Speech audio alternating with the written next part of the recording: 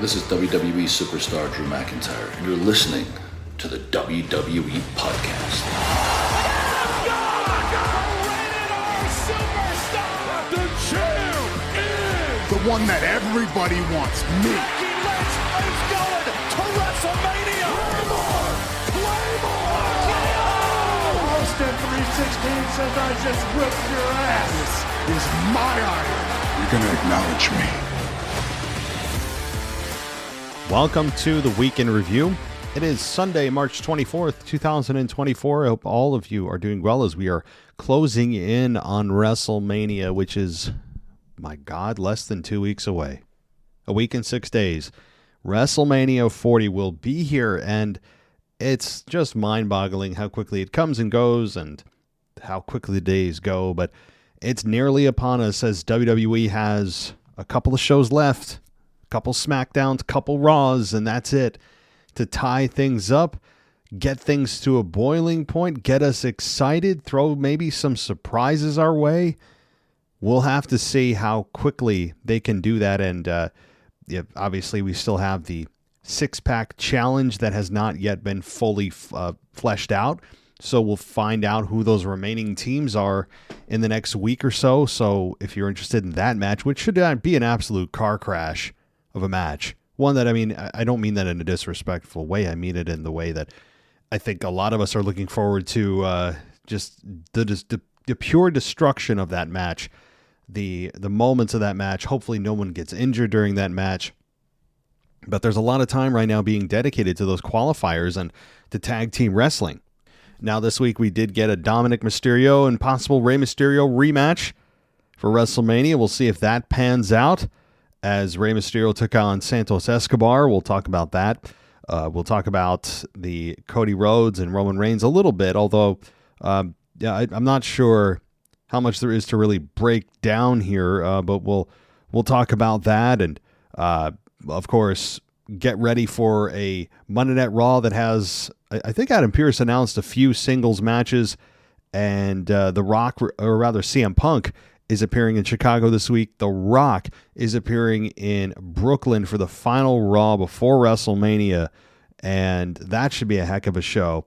I'm leaning towards probably not going to that, only because it's a lot of time to get down to the city. I hate driving down there. The traffic is abysmal, and then trying to drive 3.5 hours back north is a pain in the neck. Driving in, driving out, money, gas, time off of work. It's a lot. So if this was WrestleMania, it might be a different story, but I'm probably leaning towards not going. But that what'll kill me? I want that to be the worst show of all time. Selfishly. Because I know The Rock's going to be there. But if somebody if Austin comes out or something, I'm going to lose my mind. I may shut down the podcast for a while, and I may go and seek help. I may sign up for therapy for a while, work my problems out, and deal with my choices and the consequences of my choices. So I really selfishly want it to be an awful Raw before WrestleMania, but I'm sure it won't be. And, we'll have to see how it pans out. But we're not here to talk about the future, really.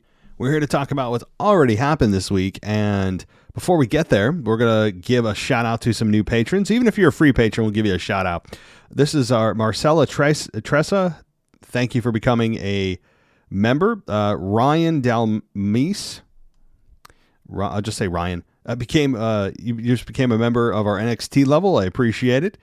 And I think James Donovan, I already gave you a shout-out, but I'll give you one again. Thank you, and Marty as well. So having some new people come on, and I want to thank all of you for joining us as we are ramping up big time for WrestleMania season, and we're in the thick of it. We're at the tail end of it, and there is some fun to be had afterwards, and there's some fun to be had with Backlash that'll be coming our way, and then after that, it's really off to the races, looking at SummerSlam and potential matches for SummerSlam. Now, I know there's several pay-per-views in between, but that's really the next big marker you look at, right? I know there's Money in the Bank, and Damian Priest now has under 100 days to cash in, and that'll be fun to look at too. So even post-Mania, guys, it's this big build-up, and then you blink and it's over, there's still a lot of fun to be had on the back end of it. Okay, that's the one thing I think we need to be mindful of, as it's so exciting as a wrestling fan to, to get into WrestleMania season, get to WrestleMania, and now it's 2 nights, which I absolutely love.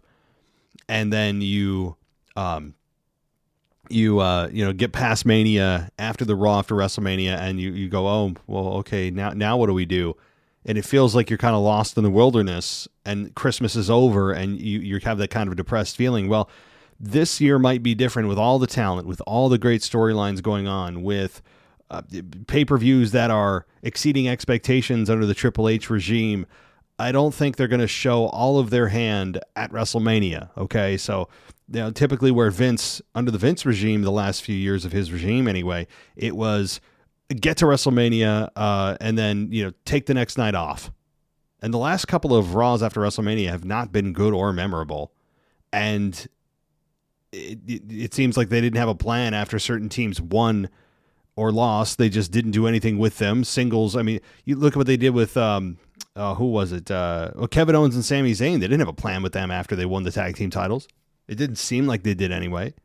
And God knows for the women's tag titles, I mean, if they ever treat them like an actual championship, that's step number 1. But step number 2 would be to have a follow-up plan for the year. And, that's never really, I'm sure, a discussion point. Or if it is, it's one that never is not taken seriously. So with all of that to be said, I know I have a long intro here to get into the detail of this week. But I want to thank you guys for joining us here, because I know you have a lot of options. But if you want ad-free, I know you heard some ads already in the show, go to Patreon or go to Apple Podcasts. Both options are available to you, and both of them offer a free week, an entire week of our podcasts ad-free, which means you have access to our entire library, hundreds and hundreds, and no, really thousands of shows at this point, ad-free. And if you decide to stick with us after the week, I encourage you to do so, because I don't think you'll regret it. With all the, you don't have to skip through the ads or, have your listening experience, interrupted. I mean, that's something anyone enjoys. But let's get into this week.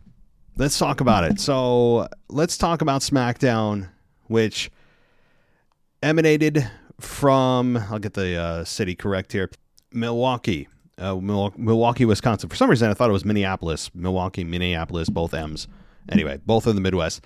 So Cody Rhodes and Damage Control were shown entering the building. I don't know why we need to see Cody every week smiling backstage. Okay, I know I'm right off the bat hammering Cody. It's just his demeanor is just, to me, who doesn't like his babyface character, is getting more and more off-putting with his constant smiling and bumping fists with everybody. I'm surprised he didn't have his stupid dog with him. And putting little handkerchiefs around his neck that are supposed to be funny or whatever. I don't need any of that. And, I don't need to see him get off his bus or whatever he does or what, I don't know. I will say, if he's trying to be the common man, which seems to be his attempt to draw the audience in, which, hey, it's worked. But I don't know any common men that just wear suits on a daily basis, particularly wearing suits in professional sports when you're actually in the ring on the day that you're supposed to be competing. I understand for press conferences and things you do, but I don't see any, for example, Yankees players sitting on the bench wearing a suit. Okay, I don't see most of us that go to work. Most of us, I would imagine, don't wear suits. But hey, he's dressing for the job he wants, not for the job he has, right? Oh God! All right, let's move on though. I'm sure I'll have more to say about him as we get into the show. However, we did then get Rey Mysterio coming out. That was a fun kind of change it up feel, was it not? I mean, Rey Mysterio, who is at the tail end of his career, although every time I say that, he pumps out 5 more years. It was just a nice different feel that it wasn't Roman. It wasn't Cody coming out, although he was at the beginning just being shown in the building. Fine. It wasn't The Rock. It wasn't Seth. It wasn't anybody that came out except Rey Mysterio that is in a different storyline, which is a nice change. It changed things up a bit. As much as I've enjoyed the build to the Rock and Roman versus Seth and Cody match and the eventual match between Roman and Cody, it's a nice feel to have another big star open the show that has nothing to do with this story. So that was nice. I don't know if it fell into their lap or they did it by design, but either way, the result is the same. And the result is that it felt a little bit fresh, even though Rey Mysterio has been with the company for like 20 years. And he faced Santos Escobar. And it was a fun match. And, it was a bit of a rough start for Mysterio. And, he had a little bit of a tough time. But, hey, he's a star. He's certainly gets more than a pass for something like that. And Santos ends up beating Rey Mysterio. But a 12-minute match. Here's what happened, though. If you didn't see it in person, or rather you didn't see it on your television screen or your phone or your tablet or your computer, the finish was Rey tossing Escobar back into the ring, set up for the West Coast pop, but Dominic showed up at ringside in a lucha mask and tripped him, causing Rey to crash and burn. And then Escobar landed a 619 of his own, followed by a phantom driver for the win. So, loud boos for Dom and what he's doing on SmackDown and why there's no security enforcing it and all the... I mean, that's just all, of course, forgotten in all of this, that the brand split rules, which I will not forget or forgive every time they just violate them with no consequence or no one even questioning why he's here. But Dominic costing Rey a match leads to, you would think, Dom and Rey Part 2 at WrestleMania. You would think. And, hey, bring it on. I know some people are tired of this, but they took a long intermission between the last program and this one. And Dominic's out for revenge now. And Rey beat his son last year. You would imagine Dominic's going to get, his this year. Get some big heat on himself. Beat his dad. And maybe they have a blow-off, a third rubber match at SummerSlam, let's say. Or maybe next year's WrestleMania. Maybe they just go WrestleMania to WrestleMania and they do it 3 years in a row. It's possible, but I don't hate this. So after the match, Escobar and Dominic celebrated, and Escobar told Rey that they were his two biggest failures. Love it. Good stuff. Again, I we'll see what they do with this, but it could be a tag team match of sorts. I mean, it may not be one-on-one with Rey and Dom, but we'll find out. Gotta be next week. Okay. We then get, let's see, Naomi and Bianca having a spirited discussion backstage about damage control. Naomi told Bianca her feelings are valid. I hate that phrase. God, I hate that phrase. It's such a 2024 soft, just kind of, I don't know. It's like this. When someone says, my feelings are valid, what is that supposed to mean exactly? They're real? They're right? What? To me, no, feelings are not always right. There are a lot of feelings that you could have, I have had in my life, certainly that are reactive, but they're not right. They're not right in the moment. Do you know what I mean? So feelings being valid it's a term that has somehow made its way into the mainstream culture. I hate it. It's almost like you are expected to validate people's feelings, meaning just agree with them. I don't know. Am I the only one annoyed by this? I'm sure you've heard, maybe you've said it, maybe your friends have said it, maybe your family members have said it, maybe I've heard it. It's just valid means it's true. I would, that's kind of a synonym for true.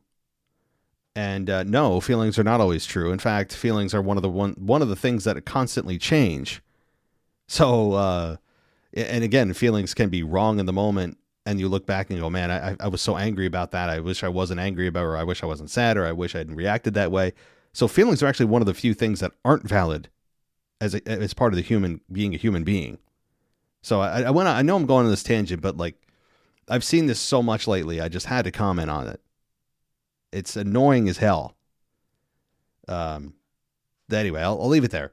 Anyway, she said, Bianca said her feelings are valid. Gag me. But she can't fix the past and still needs her help because she can't do it by herself, just like Bianca couldn't do it on her own. And it is very weird that you have one of the cover stars of 2K24, one of your biggest women's stars, who doesn't have a direction right now. I mean, sure, she got involved this week. We'll get to that. But there's no one-on-one. And some of you are going to say, oh, Jade Cargill, look what she had her she had her little promo this week that she doesn't want to be the next anyone. She, all that. And it was a nice promo. And she's signed exclusively to SmackDown. Fine. Boy, SmackDown's getting everyone, aren't they? And that's fine. But I think Bianca now interjecting herself into the damage control deal may end up being a 6-woman tag team match with Jade Cargill on the side of Bianca. I don't know. I mean, I know Bayley's involved now, but Naomi is there. We could have Naomi and Jade Cargill and Bianca Belair versus Kairi Sane, Asuka, and Dakota Kai. You could have that 6-woman tag team match instead of the match we thought we were going to get, which is Jade Cargill versus Bianca Belair, which sounds to me like they might not make happen, only for the fact that they may not feel she's ready. I mean, she was a big deal coming in from AEW. They made this big deal about her, and she debuted at the Rumble and then went back into hiding. It was kind of just a quick hit for her, and now she's gone again and spends more time, not as much as some, like Nikita Lyons or others that spend more time trying to show off their body parts than they do actually in ring or training or telling us what their goals are as a wrestler and focusing on actually what the task at hand is, which is being a hell of a pro wrestler, getting people emotionally involved, living the gimmick, so to speak. And instead, a lot of these women, I'm sorry, they just do, unfortunately, which I don't want to see, focus more about, hey, let's see if these leggings make my ass look nice, and then I'll put it on Instagram and hope everyone get hundreds of thousands of likes. So that's what my goal is validation from fans, especially the male audience, right? It's I can't stand it because it should be about pro wrestling, and so anyway, Jade has spent a lot more time posting selfies than it seems like she has in the ring, but we don't see the work she's putting behind the scenes in. We don't see that. And she may be killing herself. She may be killing herself in the ring to try to get ready. My point about all this is, besides triggering some of you, is it doesn't seem like they're ready for a one-on-one with Jade at WrestleMania yet. Now, they may do it, but it seems as if the pattern and the build for the damage control story outside of one-on-one with Bayley and Iyo, which is happening, is Bayley being outnumbered, then Naomi being outnumbered, now Bianca being outnumbered. Now they need that equalizer, and I think that equalizer is going to be Jade Cargill. It's going to be a very bad night for damage control at WrestleMania if that's the case. I mean, they're going to lose both matches. Any match Jade Cargill's involved in, whether it's singles or a tag team, which I think it's going to be a tag team at this point, is going to be a Jade Cargill victory. I mean, the whole point of that would be to put her over and get a victory under her belt. Maybe show some tension with Bianca as a tag team partner to tease a future matchup with those two. But ultimately, it's going to be a Jade Cargill pinning Kairi Sane or whoever. It doesn't really matter. Probably not Asuka. It's going to be one of the lower ranking officials, if you will, Dakota Kai or probably Kairi Sane, who just continues to just be invisible week after week. And it's kind of sucks for Kairi Sane because she came back. Where was it? It was in Saudi Arabia, and no one cared because it's in Saudi Arabia, and we know their treatment of women, which is horrific, and they just didn't care, and there was no reaction, which was embarrassing for her, and I felt for her. And since then, they've really given her no mic time and done nothing other than make her another body in the damage control group instead of her own identity. Now, you can fix that over several weeks, but she has just been kind of an automaton, just no personality because they haven't allowed her to. She's got a unique outfit and she's a good looking woman and she's good in the ring. But again, automaton, like you're there, you exist. There's no depth to you. And I hope they do more with her as time moves forward and after WrestleMania, of course. The infamous, I mean, I feel like that's kind of my cure-all. It's kind of my backdrop or safety net is, well, after WrestleMania, they'll do something. Or after WrestleMania, look for this. After WrestleMania, look for that. But it's one that is, it's hopefully true for a lot of these talents. Because if they don't have plans for you for WrestleMania, I mean, then you're not going to be featured in any kind of capacity, any significant capacity. And you hope and cross your fingers that you not only don't get fired in the post WrestleMania annual releases, but you also have some kind of significant storyline that they're thinking about after WrestleMania of getting you involved in. So, all right, I don't know where the hell that all came from. Let's move forward here. All right, we got the OC. Luke Gallows and Carl Anderson with Michin versus Grayson Waller and Austin Theory in a tournament match, again for the Undisputed Tag Team title ladder match, the 6-pack challenge. Austin Theory with some new music, and that's fine. I don't have a whole lot to say about it, other than just hopefully it helps him. I mean, he needs some help right now, no doubt. So this match was only 7 minutes, which, I wish I could have gone a little longer. The talent in the ring is pretty good. I mean, but it did what it needed to do, and it defeated the team that you knew was going to be defeated, and that's Luke Gallows and Carl Anderson were defeated by Austin Theory and Grayson Waller. The finish was Anderson avoiding A-Town down and landing a second rope neck breaker for a near fall. Gallows tags in, and they set up for a magic killer, but Waller broke it up. Anderson and Waller ended up on the floor, and Theory rolled up Gallows with a leverage pin using the ropes for the victory. So after the match, we then got a vignette for Braun Breaker that labeled him as, quote, a new level of performance. Yeah, I don't like that. Okay. Only because I don't want to hear the word performance substituted for wrestler. Or wrestling. But, I mean, I don't know. I guess I'm just kind of screaming into the wind at this point. Everyone's just accepted that wrestling and wrestler have been, reduced and deodorized by today's language of performing and performance. Again, as if it's community theater. I even sometimes fall into that trap and say performance. I don't mean it. I mean wrestling and wrestler, because that's what you're doing, right? Just like sports entertainment was pro wrestling and then became sports entertainment. Other terms I'm sure you could dig up as well. But Braun Breaker seems to be coming to SmackDown, I guess. So if that's another signing for SmackDown, no, he was signed to SmackDown. That's right. He did sign already. That's already been official. So again, SmackDown, even though it's the shorter show, is getting the bigger talent. And, Raw, which is a 3-hour show, you'd think they'd need more talent to fill. So I'm not sure what's happening here. And then, of course, when Charlotte comes back in a couple months, there you go, So the women's division is going to be pretty stacked, and that's a good thing. All right. We then get the women's champion, Iyo Sky, in a non-title match, take on Naomi, and decent match. Naomi was labeled as one of the best pure athletes in the entire company, and I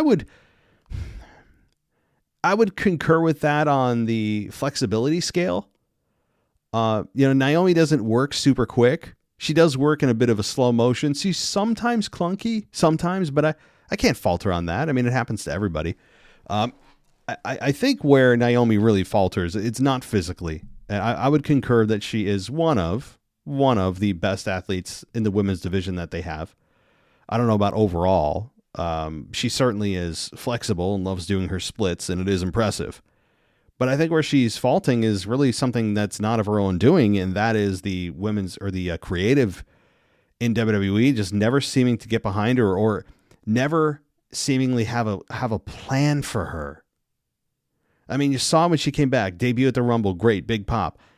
I would have loved to have asked the creative team at that point, hey, what's the plan for her between now and WrestleMania? Just generally tell me. Just give me the Cliff Notes version of what you're doing with her. I would have loved to have heard that answer.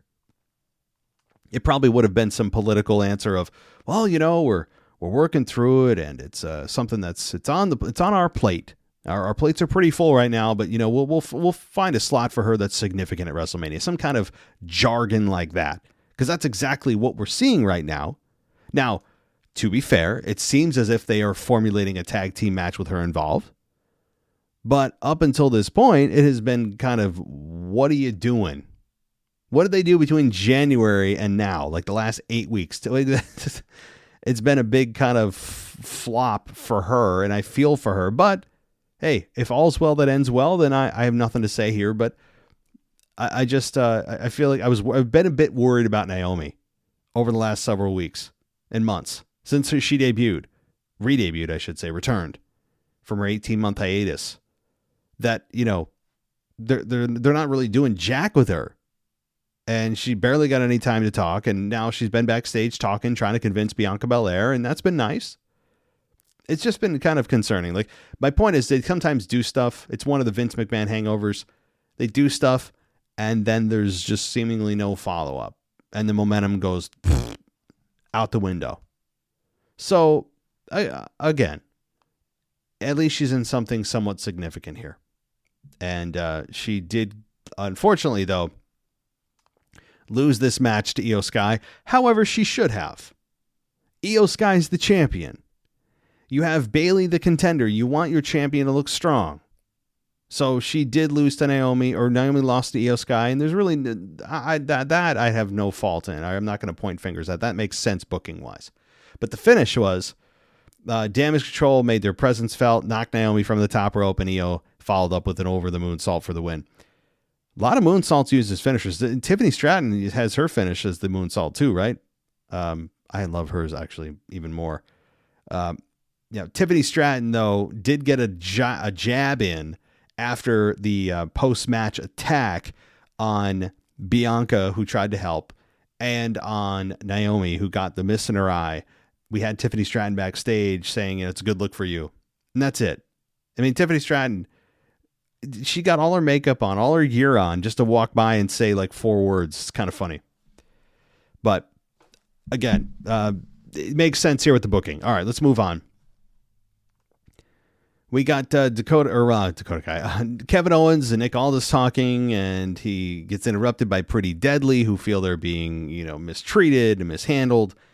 And Kevin Owens challenges them next week to a tag team match, and he said he'll find a friend or a partner, and it ended up being Randy Orton, who happened to appear at the right time. And Kevin Owens also mentioned that this was the arena he punched two people in the face at the same time, which it's kind of funny. I don't think anyone would have known that stat going into it. Maybe outside of if you attended the event in Milwaukee at the time, you probably remembered it and then attended again. But, that was funny that he continued it after he left. He punched both members of Pretty Deadly right in the face. So it's funny. I mean, he continues to, I hope it becomes a thing. Every time they go to Milwaukee, Kevin Owens needs to punch 2 people in the face at the same time. Can that be a thing?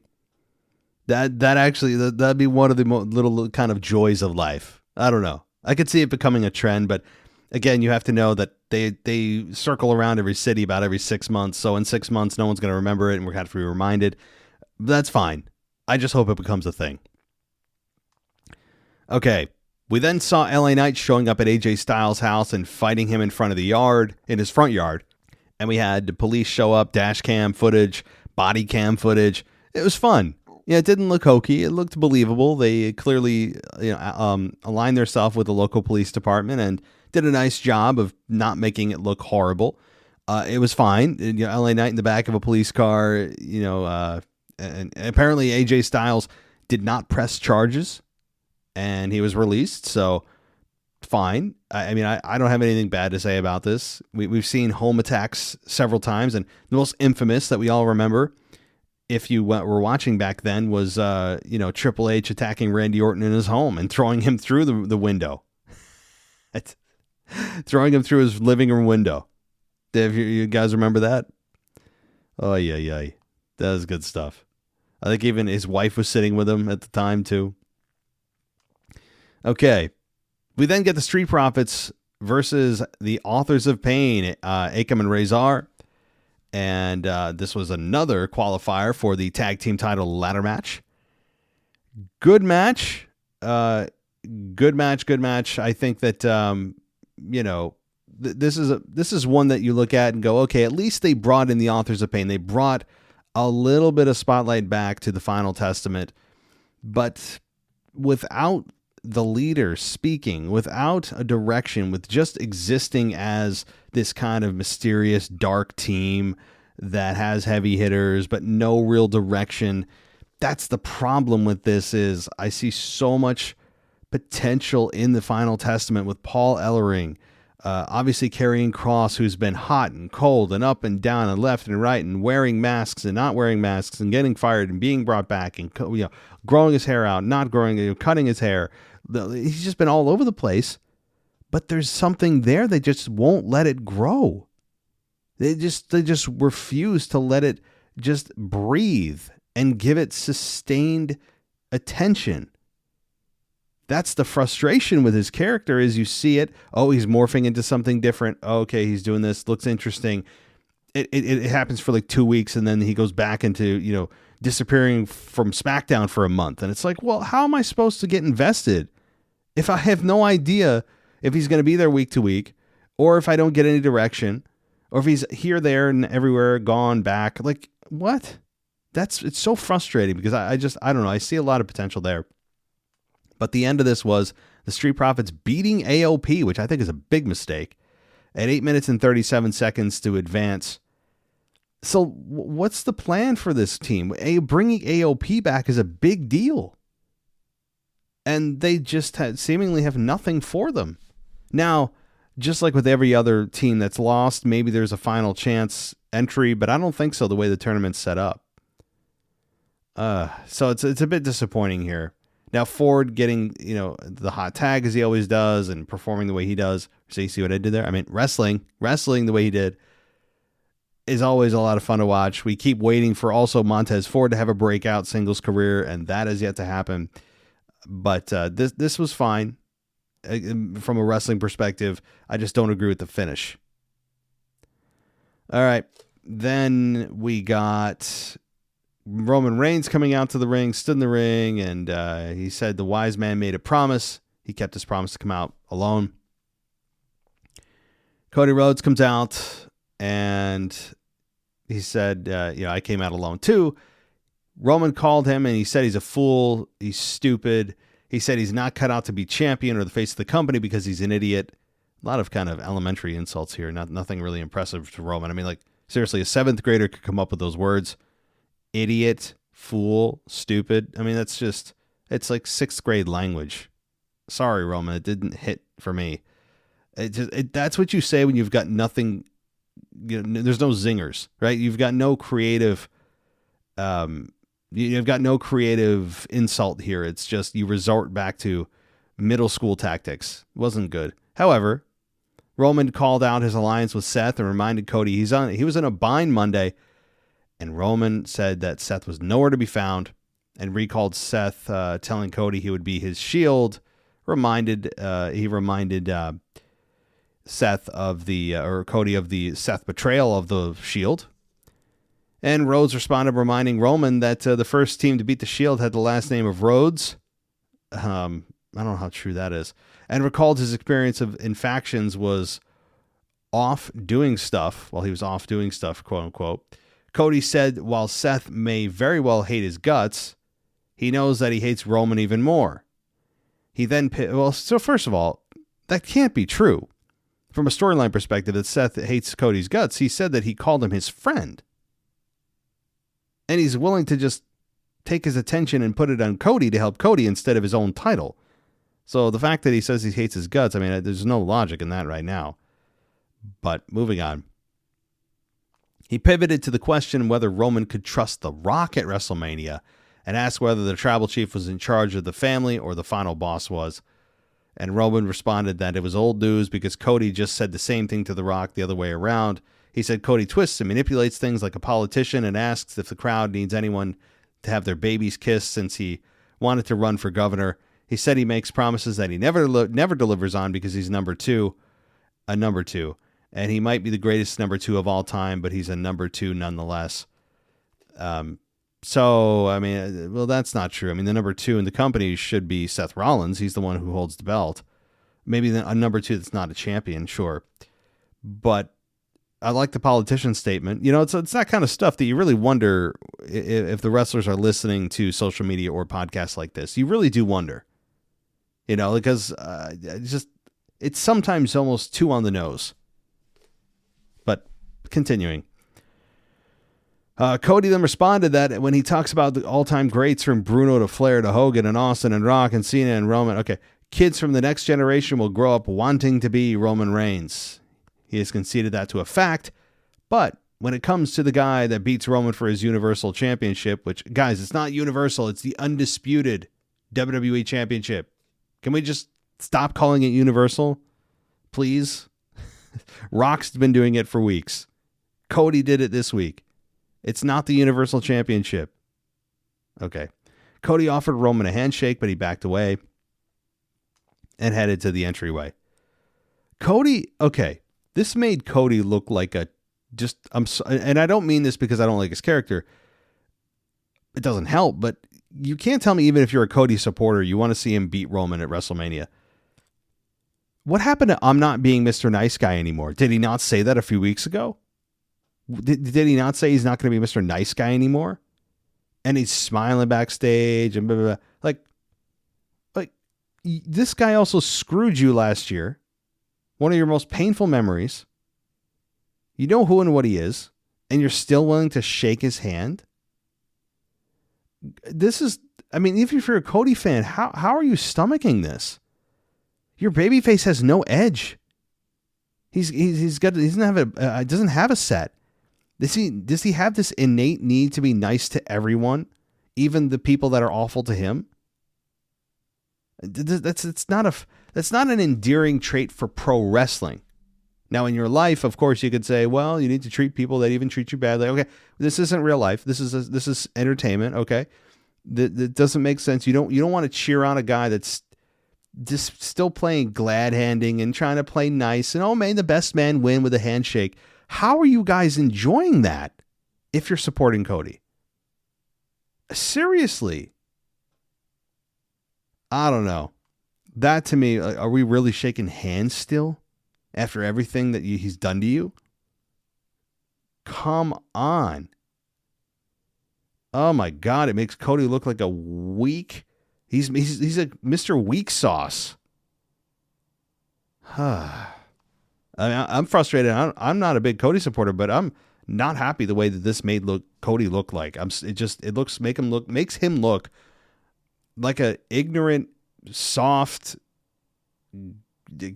just unlikable dude. I mean, like unrelatable too. Sorry. But we then get Solo and Jimmy appearing at his side, walking through the crowd. And we get also Seth and Jey Uso, so apparently no one kept their word. Like everybody who said they're going to keep their word didn't keep their word. Okay, fine. Whatever. I don't really care too much about that, but it just, I don't think this promo really did anything to move forward the program with Cody and Roman. I don't think it was what it needed to be necessarily. I was hoping for more. We're only a couple weeks from WrestleMania, and it's all been about The Rock, and that's fun, but it really should be about the main event for night 2, which is Cody versus Roman for the title. And it's just been a little bit underwhelming for these two, and they need to just continue to hammer this home. Pay Roman to come to Raw. We need to have Roman Reigns come to Monday Night Raw. Why not? Why does it always have to be a one-way street? It feels like a one-way street, and it doesn't have to be.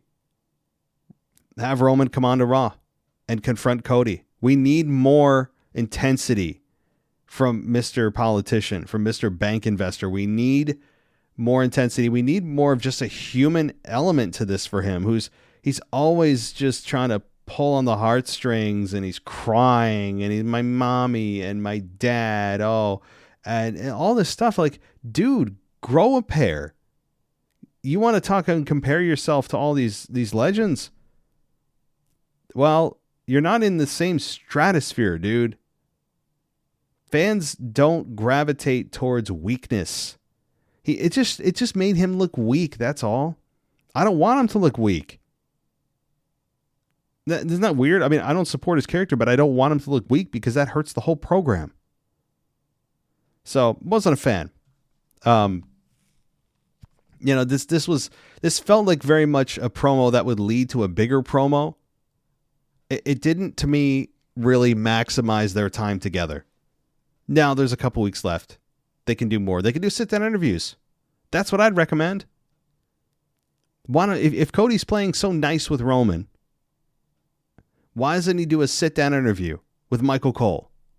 I've advocated for this. A sit-down Stone Cold versus Rock at WrestleMania 17, Jim Ross in the locker room, backstage type of promo. No fights, no brawls, no Solo, no Jimmy, no Jay, no Seth, no Rock. Just Roman and Cody, face-to-face. Interview, having questions, having Cole navigate the conversation. That's what they need. I think that could really help. And, again, I don't know if they'll implement it, but they need this program needs some help because everything's being sucked into night one with The Rock, and I understand why. You can, one of the biggest stars in the world coming back to wrestle, it's a big deal. But it's been at the cost, just like the World Championship, of having the attention go to The Rock and not to really where it normally would be. So it's not a complaint, just an observation. All right. So that was SmackDown and Monday Night Raw. Just as a quick recap, as I do every week, if you're looking for a Monday Night Raw, not Monday Night Raw. Recap, it is as follows. We got Jimmy and Jay having their back and forth, which was fun.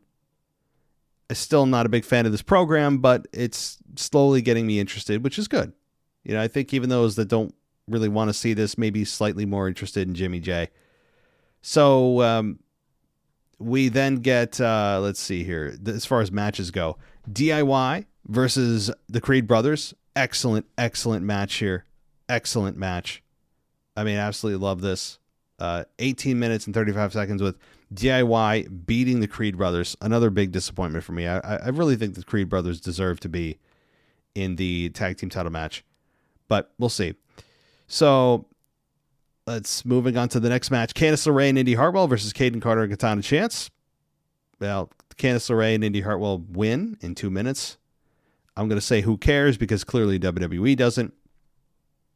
No disrespect to the women. I'm treating them the way that WWE is. That's the tag team division anyway. All right. We then we had a whole Cody interview and responding to The Rock and all of his insults, and Heyman comes out, and that's where they made their agreement to come to SmackDown alone, but we knew no one was going to abide by that. All right. Let's see. We then get Dominic Mysterio versus Ricochet, and Ricochet beats Dom in 7 minutes. We then have a lot of hype for Gunther and Zayn with the contract signing. Nice promo between the two. Still some resentment towards Zayn that Zayn got the spot and Chad Gable didn't. We'll see. I still have the belief that Chad could end up weaseling his way into this to make it a triple threat. I think it's very possible. And, I just don't know what else Gable's going to do on WrestleMania outside of a pre-show Andre the Giant Memorial Battle Royal that I'm sorry, no one cares about. But I hope that's not his spot at WrestleMania. I hope he's showcased where he should be. That's in a match. R-Truth and The Miz versus Indus Sher, Veer Mahan and Sangha. You guessed it. R-Truth and Miz won here. Awesome Truth wins in 3 minutes. We then, and again, I don't know what to say about it. Not a great match, but how could you in 3 minutes? We then get the next, we get the next segment of McIntyre and Rollins. And, nice promo there. Continuing to focus on the World Championship, which is a nice thing to do right now because we need to. We get another qualifying match with the New Day versus Otis and Akira Tozawa, with the New Day winning in 9 minutes, 9.5 minutes to qualify. We then get a Becky Lynch versus Nia Jax on the last woman standing main event match that went crazy long for the women's match, 18 minutes. I mean, you could probably total up the throwaway tag team matches that the WWE likes to put out there on a weekly basis, and over the last 2 months, and it may still not be equal to the amount that Becky Lynch and Nia Jax got here. I mean, really, I mean, that may be a bit of an over-exaggeration, but not by much. But I love this effort from both women. Both women. Nia Jax continues to kill it, continues to overachieve, and taking some crazy bumps. The manhandle slam off the apron through the table. She just went for it there. She, threw caution to the wind, and I credit Nia Jax and her effort here. Becky Lynch, same. Becky always just throws her body out there. So these women continue to work out really well together, and both have really helped one another. Usually you come out of this with one benefiting more than the other. I think, oddly, Becky needed Nia, and Nia certainly needed Becky. This has been an oddly entertaining program for me. One that I didn't think I wanted or didn't know I needed. And Nia Jax, again, I continue to give her credit for just, doing things that I didn't know she could do physically. Maybe she wasn't allowed to, quote unquote, because that was, she's a bigger woman. She needs to work like a bigger woman. But she's done some things that, I give her credit for. It seems like she's really been working on a more flexible, kind of a, I don't know what the word is. Just, I don't know if safer is the word, because that brings up a whole nother conversation of the idea that she hurt so many people, which I don't think is, I think it's a little overblown for Nia. I think she just happened to be at the wrong place at the wrong time for some of those injuries in her, first go around with the company.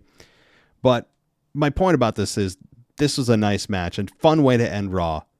You don't see this kind of women's match a lot with a kind of a hardcore style match. And it was fun. And Rhea Ripley continues to come out there and be very impressed with herself. And here's the thing too about Rhea. I do enjoy her as champion. She's the fun new toy, but it's almost as if she's kind of bought into her own hype. In a real sense, not in a character sense. And she's very impressed with herself all the time. Sure, she's doing a lot of weird. I mean, here's the thing too. I saw the Rikishi stink face thing she did on Nia Jax, and really just taking her ring gear and shoving it in her ass. And then doing what Rikishi did. Why? I don't understand that. It's the thing is, it's different for a man and a woman to do that. That was Rikishi's shtick. It was gross, right? Like when he did it, he had a much larger backside. It was disgusting. When you see Rhea do it, it kind of has the opposite effect for a lot of people, if you know what I mean. For a lot of people, men and women alike, I'm sure. So I don't understand the need for this. Again, she's very impressed with herself all the time now. And I'm not off the Rhea train. I think she's an immense talent, but I'm starting to sense that she is, again, I'm repeating myself, but it's a perfect way to put it. She's buying into her own hype in a real way, not a character sense. And you can feel it. So that may be good for some of you. Some of you may be really liking this, but I can sense something more going on here than just her wrestling character. It feels like the real person is very impressed and, just very egocentric. I don't know. That's the feeling I get. Okay. My feeling. Now you guys better validate my feelings. Don't forget my feelings need to be validated. Okay. Otherwise, I'm going to cancel you. You're banned from the show. So, but my point is, see how feelings are not valid. Feelings are the few things that can't be valid because of my feelings. Here's the thing. Here's another example. Everything I just said about Rhea Ripley, right? Some of you are just saying, oh my God, does he understand? Stop whining. Oh my God. Right. I feel I've voiced my opinion and feelings on Rhea. If I tell you my feelings are valid, meaning they're true, which is what it means. Don't say they're true to me because there's no such thing as my truth and your truth. There's only the truth. So I don't want to hear that nonsense. But then you have the opposite opinion and feelings on Rhea. Well, how can your feelings be valid and my feelings be valid simultaneously? Kind of blows up the whole logic, does it not? Anyway, I've attacked valid feelings half this show. I don't know where that came from, but it's been bothering me, I guess, the last few days. And that's, you guys are my therapy. And you're listening to me whether you like it or not. Well, I guess you don't have to. So it's not a forced listening experience. Although some of you would argue that maybe listening to me rant is a form of torture. Anyway, I'm going to stop it there because I'm going off the rails. It's getting a little late for me. So thank you guys for listening. I know, as always, I like to have the disclaimer. I don't cover every little nook and cranny of what's going on, every nook and cranny of Raw, because I have a Raw review. But tomorrow night, Anthony DeMarco will be back to join me with the weekend, or the current state of WWE. As we creep closer to WrestleMania, there's going to be a lot to talk about. And then we have our Raw review Tuesday, mailbag. I want to say Wednesday, but I've been horrible about that lately. So mailbag later in the week that kind of covers the rest of the bases, right? And again, I encourage you to go ad-free. If you heard the ads throughout the show and they annoyed you, well, you can really solve that problem for free with a free week trial on both Patreon and Apple Podcasts. And if you like us, stick with us through WrestleMania. So that'll do it for me tonight, guys. I really appreciate it. Take care. I'll talk to you next time. Thanks for listening to the WWE Podcast. Don't forget to subscribe on your favorite podcast app so you don't miss a show, or head to WWEpodcast.com. And for all of these shows ad-free, head over to patreon.com/WWE Podcast. Until then, we'll see you next time.